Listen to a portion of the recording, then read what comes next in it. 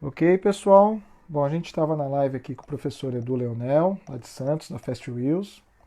E aí a gente deu aquele tempo de 1 hora e a gente vai para os últimos 10 minutinhos aqui para finalizar a live, tá bom? Então eu vou esperar que o professor Edu entrar novamente e espero que quem estava acompanhando antes possa voltar aqui para pegar esses últimos minutinhos aqui de live. Queria aproveitar para agradecer todo mundo que esteve acompanhando, para quem está acompanhando essas lives que eu tenho feito aqui no meu canal. Muito obrigado. Né? Espero que a gente possa estar contribuindo de alguma forma para o esporte paralímpico. E fico feliz de você ter visto tanta gente boa entrando aqui na live que tivemos, né? Alguns professores, alguns treinadores paralímpicos muito importantes aí. Tá? E vamos aguardar aqui o professor Edu tá? Para fazer entrar nessa última parte aqui, para a gente finalizar a live com ele.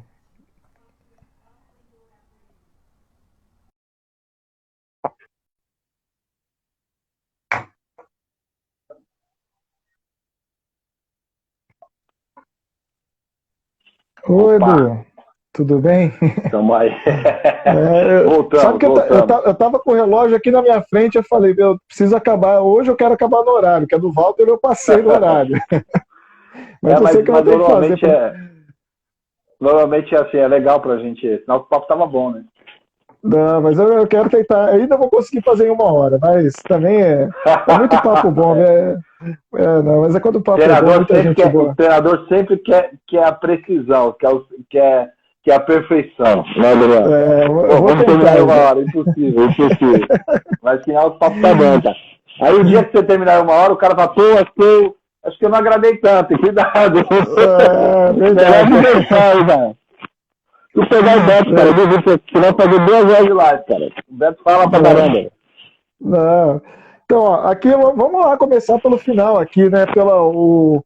Tinha visto uma A pergunta do pergunta Walter falando dos do treinos de Walter. madrugada, aí você estava fazendo treino de madrugada, aí o que, que é essa questão É, desses treinos? então, é o seguinte, cara, aqui em Santos tem o que os caras chamam de ATC, né? Que é a área de treinamento de ciclista, a ATCC, a área de treinamento de ciclista de competição, que eles fecham aqui a região da praia das 4 às 6 da manhã, terças e quintas. E muitas vezes a gente precisa fazer um trabalho de polimento, né, cara, de taper, estar mais próximo com o atleta e às vezes fazer um trabalho para prova de rua, fugir um pouquinho do percurso íngreme, né, cara, fugir de subida. E a gente vinha aqui, às vezes, na madrugada para fazer os treinos, cara. Então, fazer uma Ah, preparação aqui em Boston, Londres. E aí o pessoal tira onda, né, cara, porque eu vou na moto na frente, né, Dani? E às vezes eu vou fazer pacer, eu vou de moto ou pacer. Né? Então, de bike não dá, cara. Eu já não tenho mais perna pra isso não, cara. De bike eu não vou conseguir corrigir. Então, às vezes o pico que a gente quer dar é passar dos 30 km por hora e manter, cara. E então eu volto a estar dizendo isso aí, cara, dos treinos da madrugada aqui. Graças a Deus, sempre tem essa possibilidade, né? É, e a gente tem amigos aí que acolhem a Vanessa, ela dorme na casa de atletas aqui, né? Já vem para treinar, e a gente já faz o treino, ela já sai, vai para a faculdade e eu já venho, pego minha esposa aqui, levo o trabalho, né? E já volto para trabalhar também, né? Ficamos arrebentados, cara, mas é proveitoso, Dani, proveitoso. Mas é interessante, cara, porque a gente é difícil conseguir, até pelo horário, cara, é muito difícil a gente conseguir a velocidade, né, cara, que é muito neural, então a fadiga é grande, muda muito o horário de acordar, né, cara, pra estar nas 4, a Vanessa, não sei porquê, cara, ela acorda 3 horas antes do compromisso dela, sempre foi assim, então nossa. ela acorda praticamente 2 horas da manhã pra estar às 4, então fica arrebentada e a gente não consegue. Às vezes atingir o que a gente quer, mas eu consigo já avaliar bastante a parte técnica, né, porque eu tô muito próximo ali, faço vídeo, consigo observar melhor, corrijo, às vezes, o tempo todo, a gente vai pra trás só na orelha, fecha o cotovelo, e aí, às vezes, a gente consegue corrigir alguns vícios de tocada. Legal. Tá tendo algum probleminha no seu microfone aí, Edu. Dá uma. Tá ruim aqui? Melhorou? Às vezes tá dando uma variada agora. Na outra vez tá. É. Deixa eu ver. E agora? Vê se tá melhor Pode aí. até segurar, acho que um pouquinho mais distante, é que tá, de vez em quando tava dando Beleza. uma variação. Vamos lá, É, talvez é. Pensei que não ia dar tempo, mas eu vou aproveitar já que a gente voltou. Não ia citar esse assunto, mas eu sou obrigado a citar, né? Como é que você tem visto essa questão da pandemia, assim, e quais são as expectativas, assim, principalmente no esporte, assim, no pós-pandemia, que você acha que, como é que vai ser o nosso universo, hein? Bom, Dani, essa questão da pandemia, no meu conceito, cara, o esporte, ele, infelizmente, cara, eu entendo ele como um setor que vai ser muito prejudicado em relação ao investimento, né?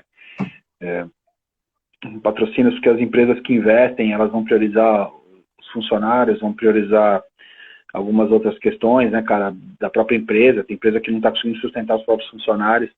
Então é natural que o investimento no esporte ele vai diminuir. Eu acredito que seja toda a questão do país, né? Eu acho que toda a área vai ter prejuízo, mas o esporte eu acredito que vai sofrer, porque infelizmente ainda existem na cabeça de alguns investidores, na cabeça da sociedade, né, que o esporte de competição, talvez o patrocínio ele seja aquela questão pontual para ajudar, que não é aquela questão mesmo de incentivo ao esporte, de que é um retorno de mídia, né? As pessoas às vezes não têm essa visão. Eu acredito que a gente vai sofrer bastante. Eu acho que é essa questão cultural também, né, cara? Tudo que você depende de aglomeração, então, por exemplo, shows, eu acho que vai ser o último a voltar, né?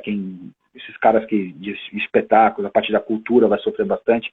Eu entendo que o esporte também vai sofrer, cara. Espero que o poder público consiga segurar algumas questões, né, do esporte. A gente sabe da importância que nós estamos vivendo, que a questão hoje, a prioridade é a vida, né, cara? Mas que a gente consiga segurar alguns investimentos dentro do esporte, porque o atleta também precisa comer, o atleta também precisa se manter nesse período, porque não foi opção dele, cara. E muitas vezes o atleta não tem outra alternativa, né, cara? A gente já viu alguns cortes aí bem tristes, e aí meu medo é essa questão que aconteceu com o Vasco essa semana, realmente foi triste, porque cortaram a modalidade que tinha menor investimento lá dentro, né, cara? E tinha um retorno significativo pro clube, e então eu tenho um pouco de receio, principalmente pro esporte paralímpico, né? E principalmente a gente não sabe aonde nós vamos, quando a gente volta, quais são as provas que vão acontecer, qual é a próxima competição. É muito difícil para trabalhar, como a gente está trabalhando hoje com os atletas, tentando manter eles da melhor forma possível, manter-os treinados, mas a gente entende que essa questão, a gente sabe que é um esforço do setor público, e vai ter que haver um sacrifício do setor privado, vai ter que haver um sacrifício de nós, né, que trabalhamos com esporte, nós vamos ter que entender que a realidade é outra. Não adianta a gente querer acertar a lua, que não vai, a gente tem que entender que é um processo, que nós vamos passar por um período de recuperação.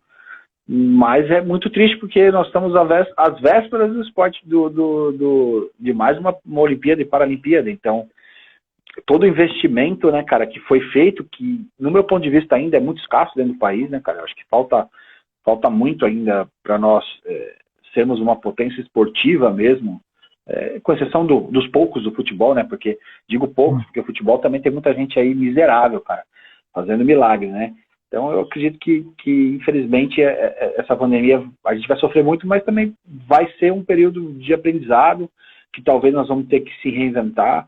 Essa questão das lives tem sido fantástica, você mesmo falou, a gente tem oportunidade de assistir lives muito boas, fazer cursos, a questão colocar mais a tecnologia a serviço nosso, do treinamento, né, cara, vai ajudar um pouquinho nesse sentido, mas em relação ao investimento, em relação a todo esse processo, como nós vamos voltar a treinar, né, cara, porque é um esporte, apesar de individual, você não vai ter condição de individualizar treinamento, né, como você vai trabalhar com um grupo de atletas, você vai atender personalizado, né, tem clubes que tem lugares que vão exigir, por exemplo, o cara tem o seu próprio implemento, né, já é difícil ter implemento para todo mundo, imagina o atleta ter o seu próprio implemento.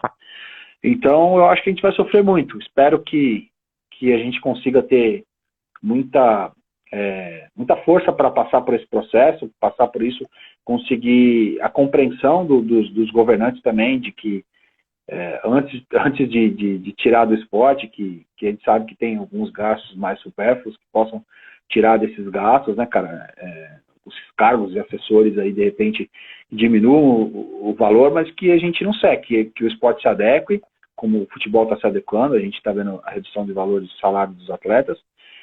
Nós teremos que nos adequar, sabemos disso, mas não dá para zerar o investimento no esporte. Eu acho que isso a gente tem que ter força para lutar, e aí todo mundo junto, brigando por algo muito maior, né, cara? Que não adianta liberar a academia e não pensar no esporte como um todo, né?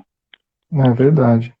Bom, Edu, eu já vou entrar na parte final daqui da nossa live, né? Mais uma vez queria agradecer todo mundo que participou da live. Acho que foi muito produtivo. A gente teria, se a gente quisesse, acho que daria para fazer uma live aqui de umas 2h30, 3 horas e ia ter assunto ainda para um pouco mais, né?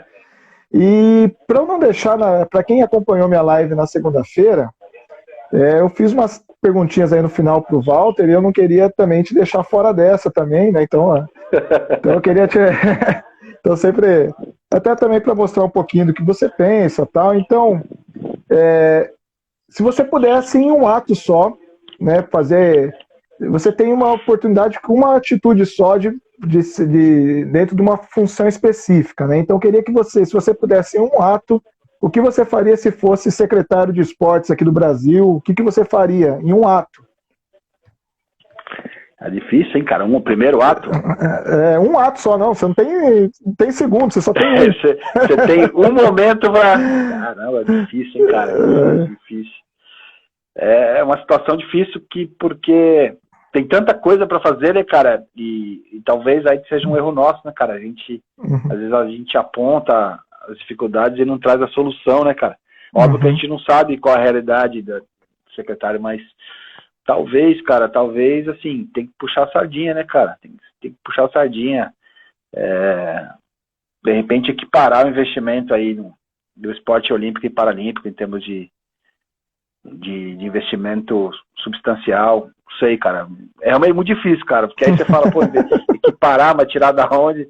Mas talvez seja isso, cara. Talvez ter um maior, de repente, eu não sei, criar dentro da secretaria departamento nacional de alto rendimento paradesportivo, não sei. Puxar um pouco a sardinha pra nós, cara. Talvez. Verdade. Boa. Mesma pergunta. Tem que fazer essa pergunta pra tu também, né, Daniel?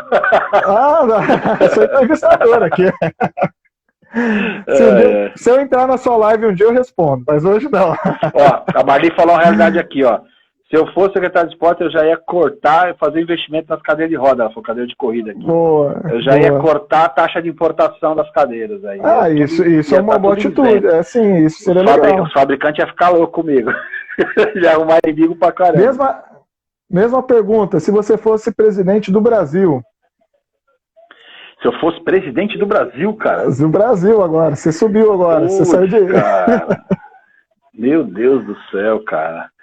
Difícil, hein, velho? Com a visão pro esporte?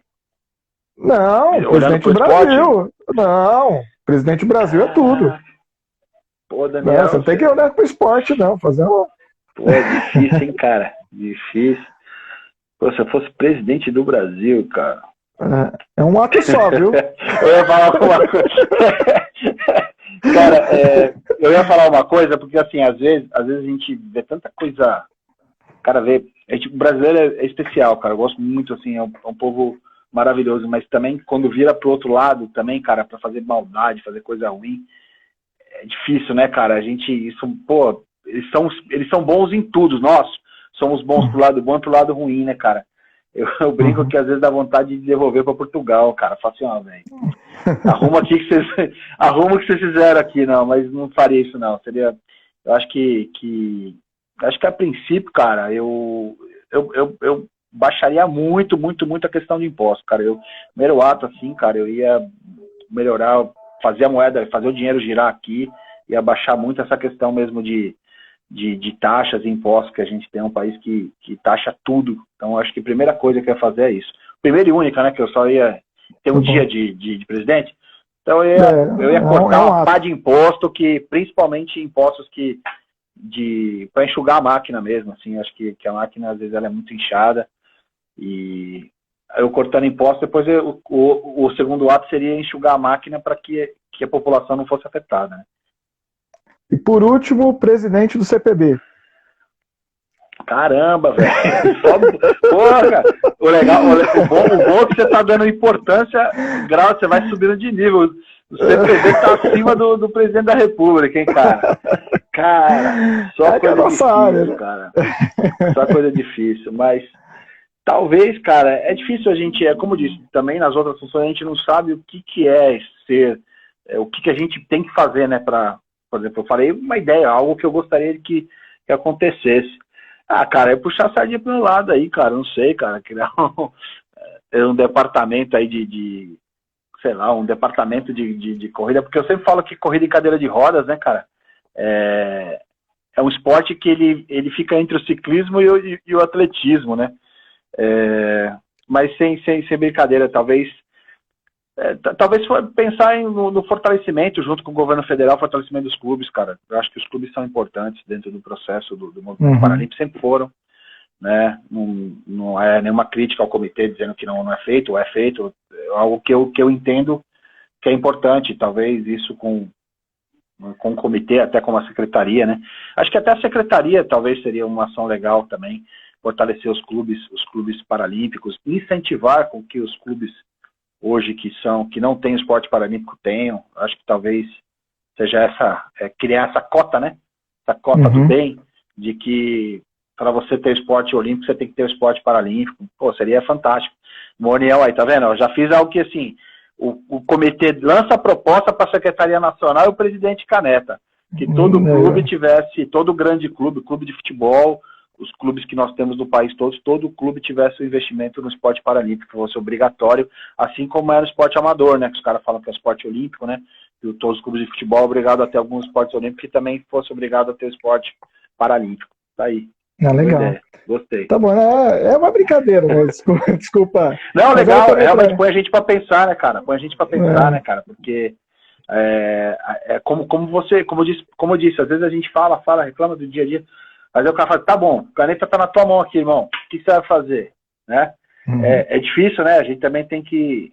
Eu tenho um chefe, né, que trabalha comigo, e fala assim, traz o problema, mas traga a solução, né? Então, eu acho que esse é o caminho também. Então, talvez a gente parar para refletir também, não só as críticas, não só os problemas que nós temos aqui no país, mas principalmente que é algo que a gente poderia evitar, né? Que o Vasco não terminasse, que de repente ia economizar ali do futebol, tirar um pouquinho mais de jogador, que já tem grana boa, mas de repente o Vasco não poderia acabar com a equipe paralímpica, senão ela seria desclassificada, teria perda de alguma coisa. Aí eu acho que esse é o caminho, que no país é o país nós vivemos no país da lei, né, cara? É o país que só funciona se a gente punir. Né? A gente não consegue, por exemplo, a máscara ela é muito importante nesse momento, mas as cidades só estão usando porque são obrigatórias. Cinto de segurança, Daniel, você é dessa época.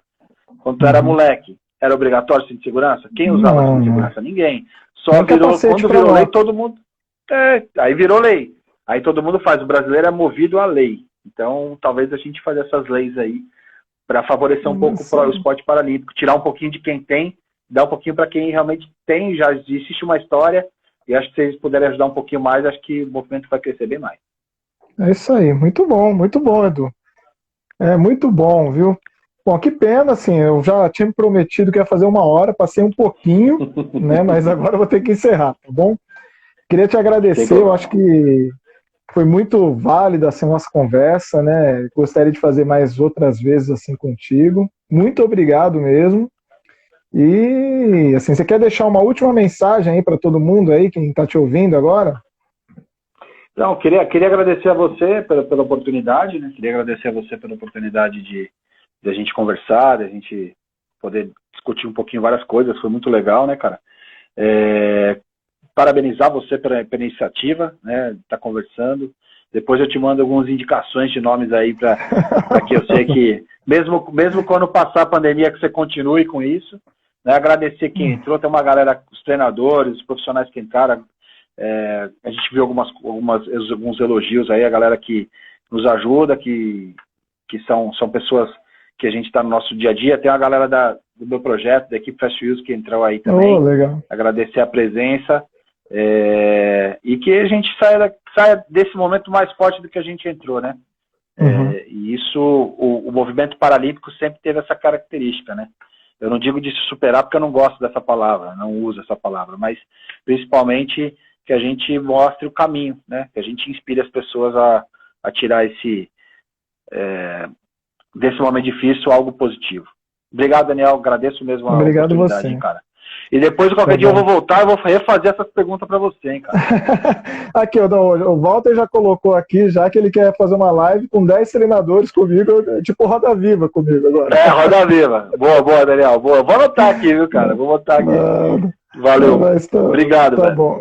Obrigado a você. Obrigado a todo mundo que acompanhou. Lembrando, segunda-feira nós teremos o professor Guto Nascimento, semana que vem.